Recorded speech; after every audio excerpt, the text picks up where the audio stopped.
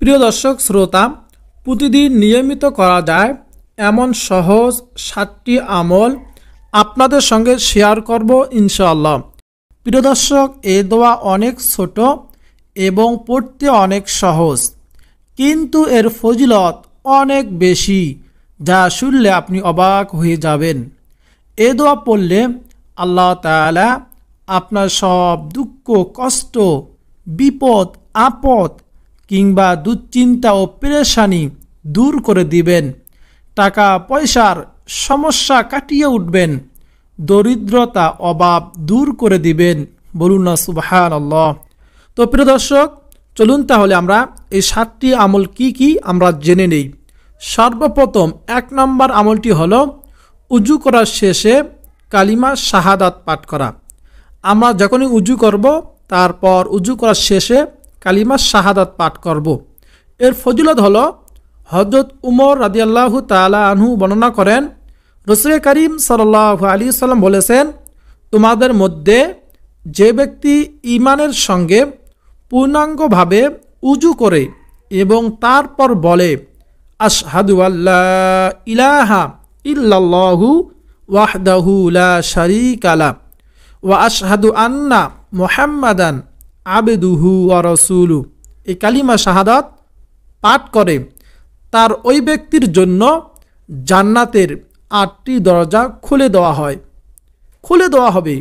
সে যে দরজা দিয়ে ইচ্ছা প্রবেশ করতে পারবে। বলুন না সুবহানাল্লাহ। মুসলিম ও তিরমিজি শরীফের হাদিস। কেউ যদি উজু করার শেষে কালিমা শাহাদাত পাঠ করে, নবী করিম সাল্লাল্লাহু আলাইহি সাল্লামের ঘোষণা অনুযায়ী তার জন্য জান্নাতের 8টি দরজা খুলে দেওয়া হবে। সে যে দরজা দিয়ে ইচ্ছা হবে সে দরজা দিয়ে সে প্রবেশ করবে। বলুন না সুবহানাল্লাহ। এই যে হলো 1 নম্বর আমল। প্রিয় দর্শক শ্রোতা, 2 নম্বর আমলটি হলো ফরজ নামাজের পর আয়াতুল কুরসি নিয়মিত পাঠ করা। আমরা যখনই নামাজ আদায় করব, ফরজ নামাজের শেষে আমরা আয়াতুল কুরসি একবার পাঠ করব। এর ফজিলত হলো, ফরজ নামাজের পর আয়াতুল কুরসি নিয়মিত আমল মানুষকে জান্নাতে পৌঁছায়া দেয়। বলুন সুবহানাল্লাহ। যাতে মৃত্যুই শুধু বাধা হয়ে দাঁড়ায়, অর্থাৎ এর আমলকারী মৃত্যুর সঙ্গে সঙ্গে জান্নাত পেয়ে ধন্য হয়। বলুন সুবহানাল্লাহ।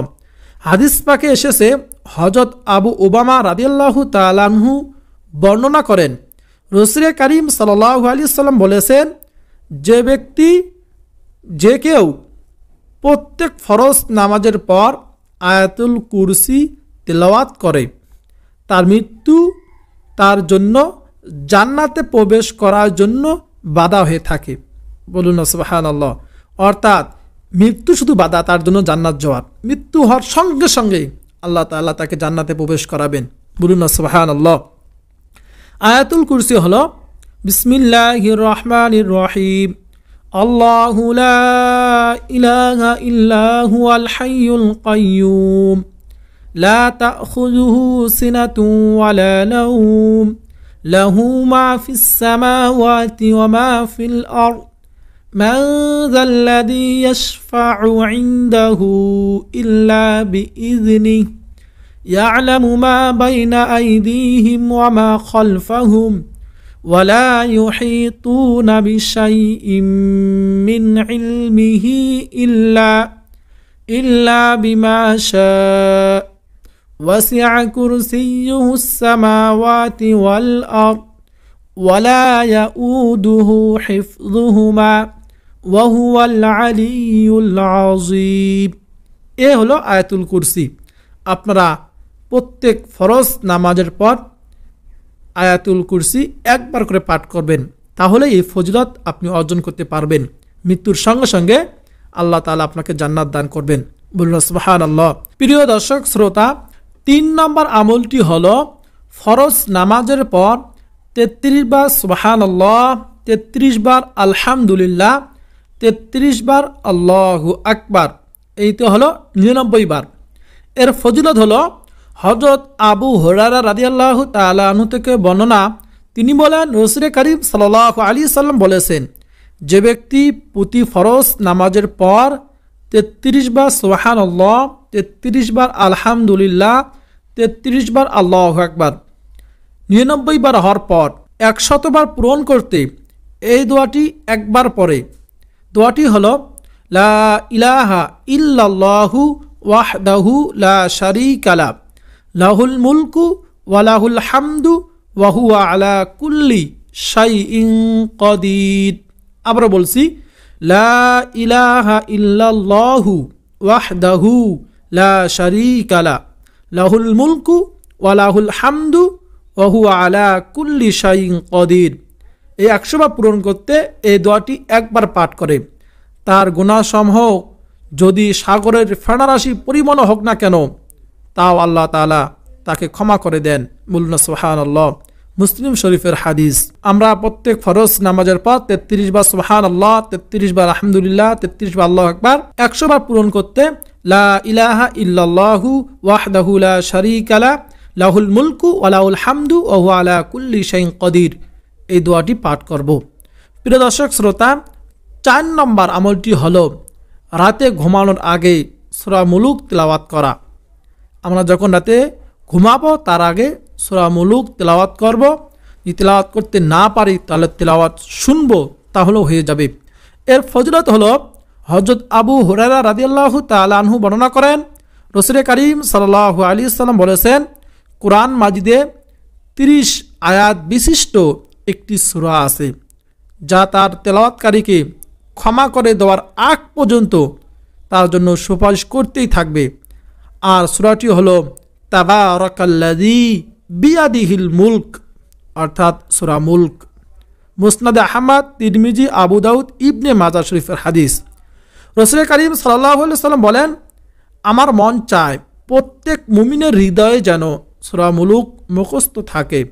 রাসূল করিম সাল্লাল্লাহু আলাইহি ওয়াসাল্লাম বলেছেন, আমার মন চায় প্রত্যেক মুমিনের হৃদয়ে যেন সূরা মুলুক মুখস্থ থাকে। হযরত ইবনে আব্বাস রাদিয়াল্লাহু তাআলা আনহু বর্ণনা করেন, তোমরা সূরা মুলুক শিখে নাও এবং নিজেদের স্ত্রী সন্তানদেরকে শিখাও। এটা কবরে আযাব হতে রক্ষা করবে এবং কিয়ামত দিন আল্লাহ তাআলার দরবারে এই সূরা পাঠকারীর পক্ষে কথা বলে তাকে মুক্ত করবে। বলুন সুবহানাল্লাহ। রাসূল করিম সাল্লাল্লাহু আলাইহি ওয়াসাল্লাম বলেন, যে ব্যক্তি নিয়মিত সূরা মুলুক তিলাওয়াতের আমল করবে সে কবরের আযাব থেকে মুক্তি পাবে। সুবহানাল্লাহ। তিরমিজি শরীফের হাদিস। আমরা জন্য সূরা মুলুক ঘুমানোর আগে তেলাওয়াত করব অথবা তেলাওয়াত শুনবো ইনশাআল্লাহ। প্রিয় দর্শক শ্রোতা, 5 নম্বর আমলটি হলো সকাল সন্ধ্যায় 10 বার দরুদ শরীফ পাঠ করা। বলুন সুবহানাল্লাহ। দরুদ শরীফ পড়ার নির্দেশ আল্লাহ তাআলা দিয়েছেন। কুরআনুল কারীমে মহান আল্লাহ তাআলা মুসলিম উম্মাহকে তার রাসূলের প্রতি দরুদ পড়ার নির্দেশ দিয়েছেন। দরুদ পড়ার নির্দেশ দিয়ে মহান আল্লাহ তাআলা ঘোষণা করেন, আল্লাহ তাআলা ও তার ফেরেশতাগণ নবী করিম সাল্লাল্লাহু আলাইহি ওয়াসাল্লামের প্রতি সালাম রহমত প্রেরণ করেন। হে মুমিনগণ, তোমরা নবীর জন্য সালাম তথা রহমতের দোয়া করো এবং তার প্রতি বেশি বেশি সালাম পাঠাও। সূরা আহজাব আয়াত 56। হযরত উম্মু দারদা রাদিয়াল্লাহু তাআলা আনহা বর্ণনা করেন, রাসূল করিম সাল্লাল্লাহু আলাইহি ওয়াসাল্লাম বলেছেন, যে ব্যক্তি সকালে 10 বার ও সন্ধ্যায় 10 বার আমার উপর সালাম দরুদ পাঠ করবে সে কিয়ামতের দিন আমার শাফায়াত বা সুপারিশ পাবে। বলুন সুবহানাল্লাহ। এজন্য আমরা নবী করিম সাল্লাল্লাহু আলাইহি ওয়াসাল্লামের শাফায়াত পাওয়ার জন্য, সুপারিশ পাওয়ার জন্য আমরা সকাল সন্ধ্যায় 10 বার করে দরুদ শরীফ পাঠ করব। এবং আল্লাহ তাআলাও নির্দেশ করেছেন, স্বয়ং আল্লাহ তাআলা ও তার ফেরেশতাগণ নবীর প্রতি সালাম তথা দরুদ প্রেরণ করেন। বলুন সুবহানাল্লাহ। আমরা এভাবে দরুদ পাঠ করব, আল্লাহুম্মা সাল্লি আলা মুহাম্মাদ ওয়া আলা আলি মুহাম্মাদ কামা সাল্লাইতা আলা ইব্রাহিম ওয়া আলা আলি ইব্রাহিম ইন্নাকা হামিদুম মাজিদ। আল্লাহুম্মা বারিক আলা মুহাম্মাদ ওয়া আলা আলি মুহাম্মাদ কামা বারাকতা আলা ইব্রাহিম ওয়া আলা আলি ইব্রাহিম ইন্নাকা হামিদুম মাজিদ। যদি দরুদ ইব্রাহিম পড়তে না পারি তাহলে সবচেয়ে ছোট্ট দরুদ সাল্লাল্লাহু আলাইহি ওয়াসাল্লাম সাল্লাল্লাহু আলাইহি ওয়াসাল্লাম পাঠ করব। দরুদ ইব্রাহিম পাঠ করার আমরা চেষ্টা করব। প্রিয় দর্শক শ্রোতা, 6 নম্বর আমলটি হলো সকাল সন্ধ্যায় 100 বার এই দোয়াটি পাঠ করব। হযরত আবু হুরায়রা রাদিয়াল্লাহু তাআলা আনহু বর্ণনা করেন, রাসূল কারীম সাল্লাল্লাহু আলাইহি ওয়াসাল্লাম বলেন, দুটি বাক্য এমন রয়েছে যা বলা সহজ, আমলের পাল্লা অনেক ভারী আর আল্লাহ তাআলার কাছে অধিক পছন্দনীয়।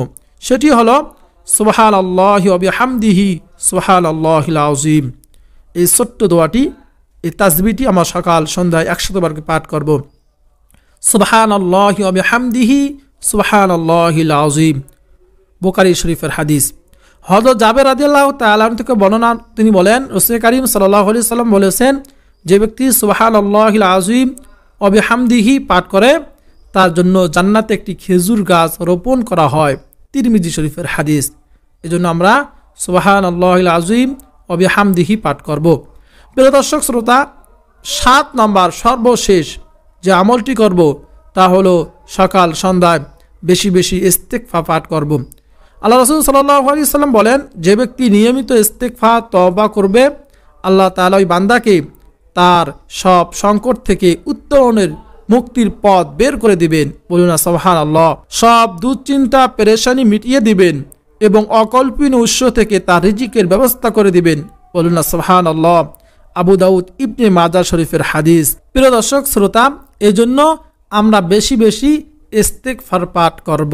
কোরআন সুন্নাহর আলোকে ইস্তেগফারের ফজিলত আপনাদেরকে জানাবো। 1 নম্বর হলো ইস্তেগফারের ফজিলত হলো আল্লাহ তাআলা ইস্তেগফার পাঠকারী সকল গুনাহ মাফ করে দেন। বলুন না সুবহানাল্লাহ। ইস্তেগফারের মাধ্যমে বালা মুসিবত দূর হয়। 3 নম্বরে রিজিক প্রশস্ত হয়। 4 নম্বরে পরিবারে শান্তি আসে। 5 নম্বরে শরীরে ইমানি শক্তি বৃদ্ধি পায়। 6 নম্বরে হৃদয় হস্ত নির্মল হয়। 7 নম্বরে আল্লাহ তাআলা সন্তুষ্টি অর্জিত হয়। 8 নম্বরে চিন্তা পেরেশানি দূর হয়। 9 নম্বরে রহমতের বৃষ্টি বর্ষিত হয়। 10 নম্বরে সুসন্তান লাভ হয়। বলুন না সুবহানাল্লাহ। এই জন্য আমরা যদি ইস্তেগফার পাঠ করতে পারি সকাল সন্ধ্যায়, তাহলে আমরা ইস্তেগফার পাঠ করার কারণে এই 10টি পুরস্কার আমরা পাবো। এই জন্য আমরা বেশি বেশি ইস্তেগফার পাঠ করব। আস্তাগফিরুল্লাহ আস্তাগফিরুল্লাহ আস্তাগফিরুল্লাহ আস্তাগফিরুল্লাহ এ পাঠ করব। সকাল সন্ধ্যায় পাইলে সাইয়্যিদুল ইস্তেগফার একবার পাঠ করব। মহান আল্লাহ তাআলার কাছে দোয়া করি, হে আল্লাহ, আমাদের সবাইকে আমল করার তৌফিক দান করিও ও দুনিয়া আখিরাতে আমাদেরকে কল্যাণ দান করিও, আমিন। প্রিয় দর্শক শ্রোতা, এই ভিডিওতে লাইক দিয়ে কমেন্টে আপনি আমিন লিখে দোয়াতে শরীক থাকুন, কেননা কে জানে যে কারো দোয়া কখন কবুল হয়ে যায়। প্রিয় দর্শক শ্রোতা, আমরা এই 7টি আমল আমরা দৈনিক দিন নিয়মিত আমল করার চেষ্টা করব। আল্লাহ তাআলা আমাদের সবাইকে এই 7টি আমল নিয়মিত প্রত্যেক দিন আমল করার তৌফিক দান করুক, আমিন। আজকে এই পর্যন্ত, দেখা হবে পরবর্তী কোনো ভিডিওতে। আপনাদের সকলে সুস্বাস্থ্য কামনা করে বিদায় নিচ্ছি। আসসালামু আলাইকুম ওয়া রাহমাতুল্লাহি ওয়া বারাকাতুহু।